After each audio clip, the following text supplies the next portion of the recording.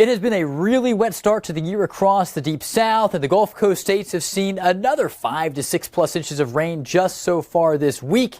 We're going to add more on top of that. The rivers have been running high, and we have many areas dealing with at least minor flooding and orange moderate flooding. And there are concerns that some areas may bump back up into major flooding in some spots after additional 2, 3, 4 inches of rain through midweek here.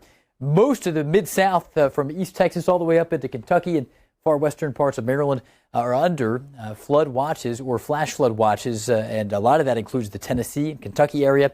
There is some dense fog through the overnight hours, even into early Wednesday. Dense fog for the Gulf Coast from New Orleans to Pensacola. But our main concern is the heavy rain and some severe weather that will be embedded within some of these storms and areas of rain through Wednesday. So river flooding, flash flooding.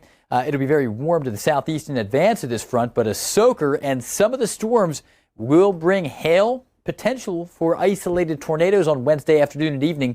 And somebody could see a damaging wind gust of more than 70 miles per hour, possibly up to nearly 80 miles per hour with the absolute strongest of the storms.